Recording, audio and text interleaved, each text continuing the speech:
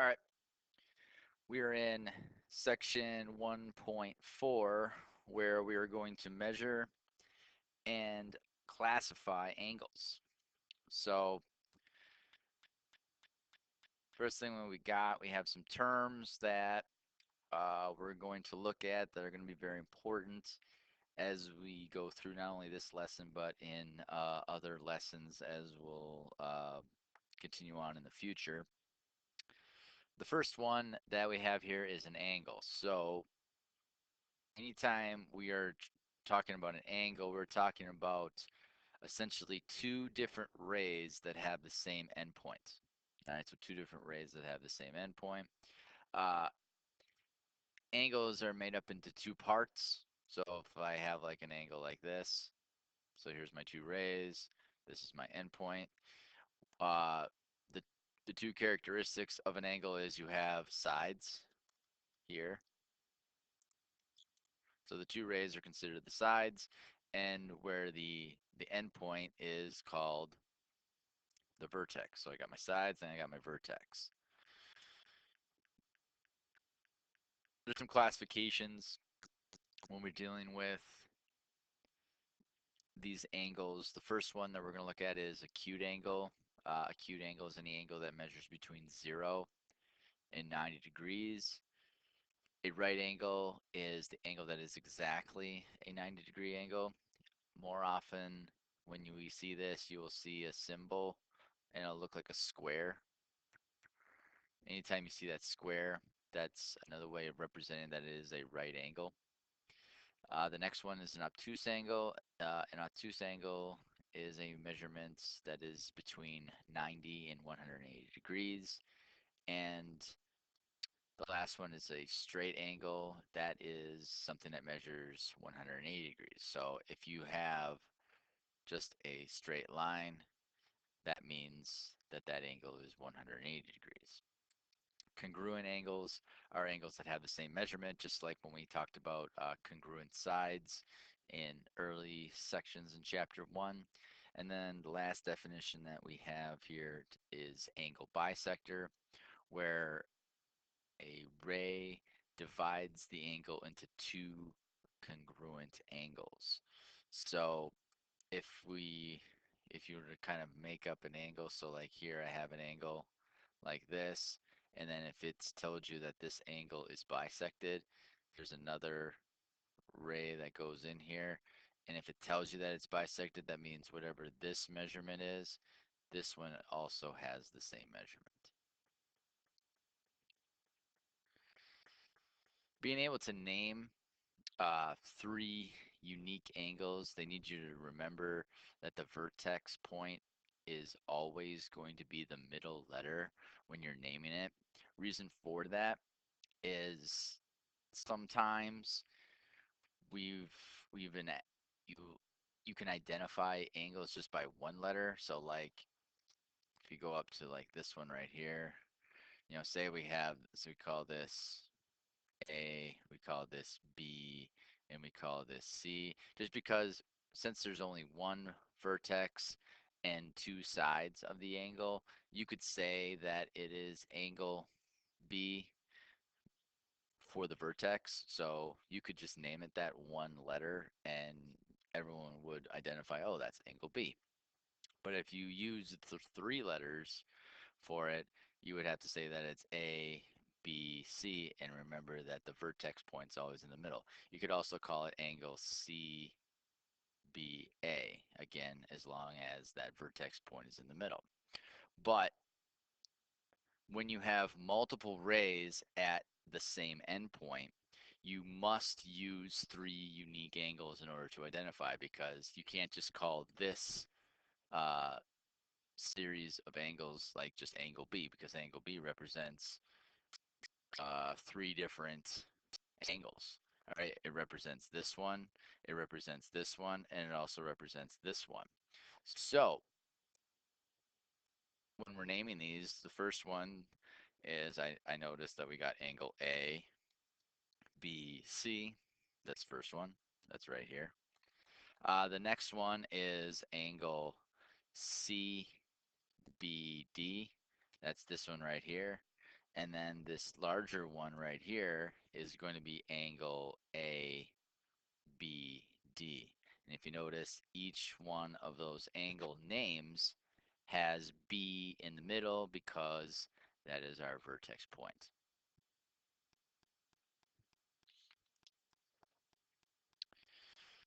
Looking at a postulate here, we have the protractor postulate. So in this case, by definition, it says consider ray OB. So this is ray OB right here. And point A on one side of ray OB. This is the rays of the form OB can be matched one-to-one with real numbers from 0 to 180 degrees. The measure of angle AOB is equal to the absolute value difference of between the real numbers and ray OA and OB. All right, so here's basically what that postulate is telling us. It's telling us that uh, this right here is going to be an angle measure. That angle measure is going to be positive because that's when they talk about absolute value. And since AOB is not collinear, they're not all on the same line, we know that it's not going to equal 180, so it's going to be somewhere between 0 and 180 degrees. Now, how do we find that? So here is how we are going to find the measurement of angle AOB. So we need a protractor. So get my protractor out. So here's my protractor.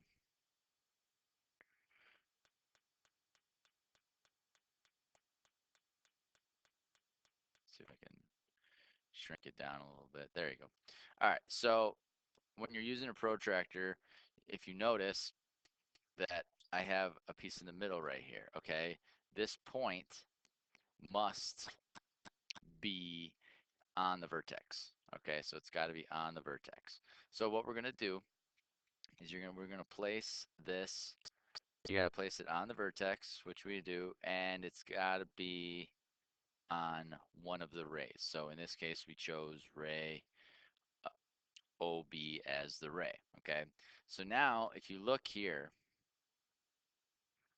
I'll try to enlarge it. If you notice, it's crossed at two numbers. It says it's 70 and also at 110.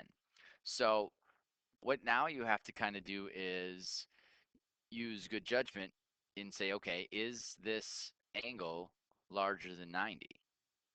Or is this angle smaller than 90? Okay, all right, this angle is larger than 90, so we're going to use the number that is larger than 90. So angle, or the measurement, and so like if you ever see an M before an angle, like say AOB, that means measure. It's going to equal, excuse me, 110 degrees. Okay, so what they're going to ask us to do here is we have a series of angles they want us to find measurements of. So we got VST, we got TSW, we have RST, and we have WSR. Okay, so VST, actually we don't have to do any measuring because VST is already depicted as a right angle. So I'm going to say that this is 90 degrees. Next, we have TSW. So now we can go about using our protractor, bringing this down here. Now yours is again, your measurements might be different on the page, but hopefully it's fairly accurate. So in here, it looks like this is something that is an obtuse angle. So it is larger than 90 degrees, and so I'm going to use the measurement, and it's going to be 120 degrees. Next, we have RST. RST is all on that one line. They're all collinear, and that's where we get the 180 degrees. And then finally we have WSR. Well, you can measurement WSR and say that it is 60 degrees, or you could say, all right, well, this is 120. You could also say that 180 minus 120 would give us 60 degrees also. So however you want to take care of that measurement angle.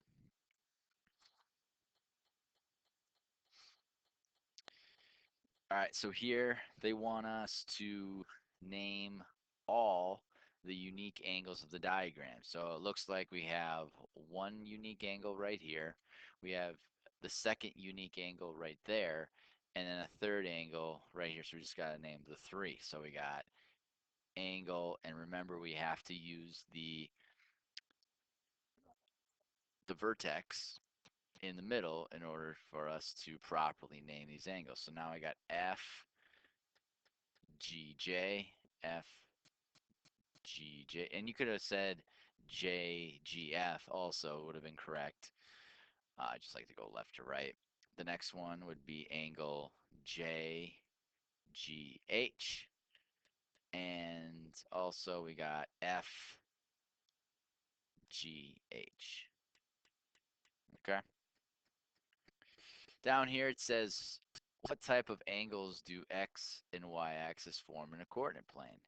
So anytime we're dealing with an X and Y axis, we are dealing with a right angle.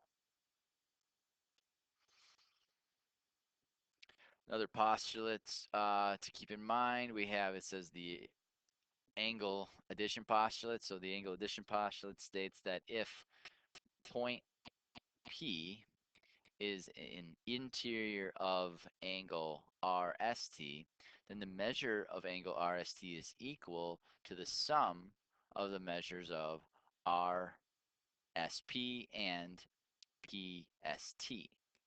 If point P is in the interior of angle RST, then the measurements of angle RST is equal to the sums of measurements angle RSP plus the angle measures of angle PST. So basically what it's saying is if you have an angle on RST right here, so we got RST, and then you got this point P that's inside there, and you have a ray that goes towards the vertex, whatever this measurement is plus this measurement is going to be equal to the sum of the entire angle. So here we have some information given to us. They're telling us that that GFJ, so this whole thing is 155 degrees. So what they're asking is to find GFH. So GFH and HFJ. Okay, so what we get to do here is, all right, they told us that one angle, GFH, is 4x plus 4 degrees. So let's just write that in, 4x plus 4. And then we add it to HFJ, which is 4x minus 1.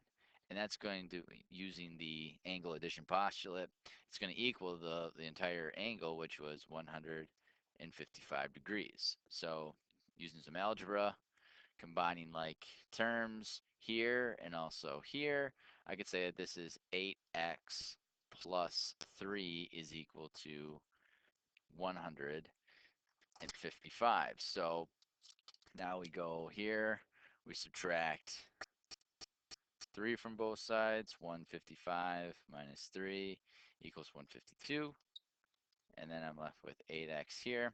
So divide everything by 8. I get x equals 19, all right? So we found what the value of x is, but we didn't answer the question yet. So in order to answer the question, we need to find the measurement of angle GFH first. So if we do that, this is going to equal 4 times it by 19 plus 4. So 4 times it by 19 is 76 plus 4 is equal to 80. So that first angle is 80 degrees. And to find the measurement of angle HFJ, we got 4 times it by 19 minus 1. And 4 times by 19 was, what, 76? And subtract that by 1 is 75 degrees. And you can check by adding 75 and 80 together, you should get 155, which you do.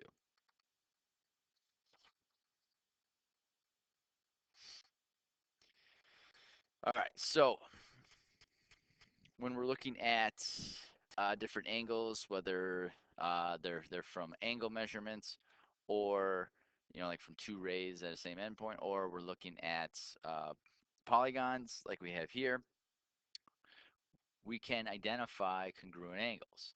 So if you look here, I got this angle L has a dash mark, kind of like a quarter circle, and I also see that same dash mark at angle M. Also, angle P has that kind of quarter circle, but it's got a line segment in the middle there. But I also see that happening with angle N. So L and M are the same angle because they illustrated it to us, and also angle P and angle N are the same angle because it illustrated it to us. So they ask us here that is if angle P measures at 120 degrees, what is the measurement of angle N? So because of the same, it's going to equal 120 degrees. All right, so here they want us to identify the congruent angles, and this appears to be a parallelogram. So again, we just look at the measurements of the markings. So I got B and D, they are the same, and A and C, because it's got the 2 marks. So they're telling us if B measures at 135 degrees, what is the measurement of angle D? Well, that measurement is going to be also 135 degrees. All right, so here we have